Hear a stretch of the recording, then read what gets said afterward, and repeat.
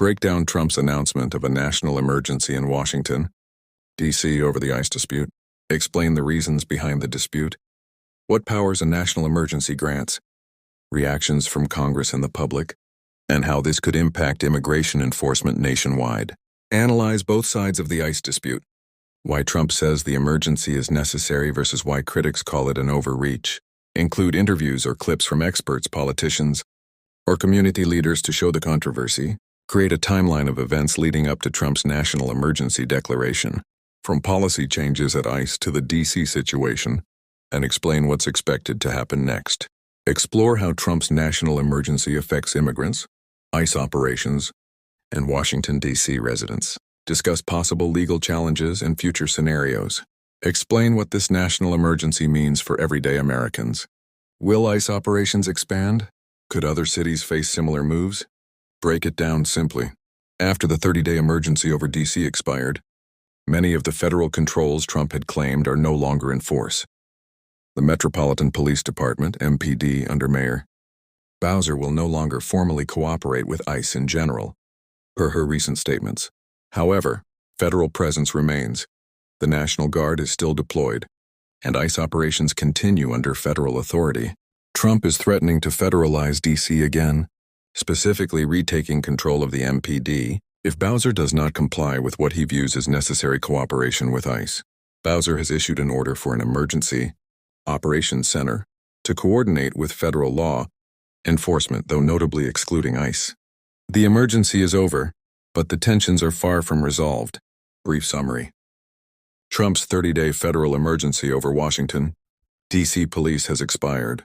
Mayor Bowser has issued new directives to coordinate with federal law enforcement under defined limits.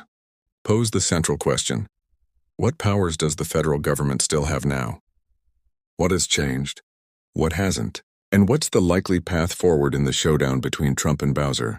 Explain how the Home Rule Act works, especially Section 740, which gives the president temporary power over the MPD in emergencies.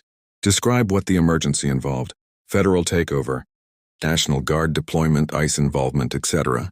Stats or claims: crime declining, or surges claimed by Trump. Bowser's concerns: immigrant fear, local autonomy. End of Section 740 authority. Trump no longer has legal power to force Bowser MPD to comply via that emergency statute. Return of local control over the MPD chief's decisions and city policing strategy. However, federal presence continues: National Guard, ICE coordination mechanisms. Bowser has created an emergency operations center, sometimes called Safe and Beautiful in media, to coordinate. The legal line about ICE: MPD will no longer cooperate with ICE for immigration enforcement. What powers the federal government still has, even after emergency expiration? 1. National Guard and federal law enforcement presence. They can remain deployed under federal authority. 2.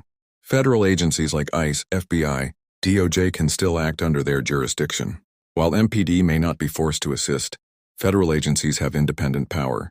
3. Congressional and legislative tools. Congress is considering bills that could further limit D.C.'s local control or extend federal oversight in certain domains. What Bowser and the D.C. government can do are doing. Implementing coordination only where allowed, excluding ICE collaboration. Using executive orders to set up oversight. Transparency, e.g., requiring identification for federal officers, limiting masked officers, etc. under the Operations Center. Asserting home rule, local autonomy, and pushing back legally or through political pressure. Political framing. Bowser is in a tight spot, balancing backlash from locals, concern over ICE, federal overreach, immigrant community fears, versus pressure from the president, federal government, claiming public safety is at stake.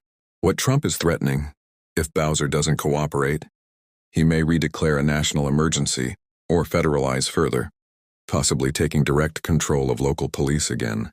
Legal constraints. Home Rule Act's limits: only 30 days without Congress. Public opinion, courts, constitutional questions. How immigrant communities are affected. Fear of ICE. Separation, trust in law enforcement. Impact on crime stats. Public safety. Will the drop in crime seen during federal surge be sustained under local control?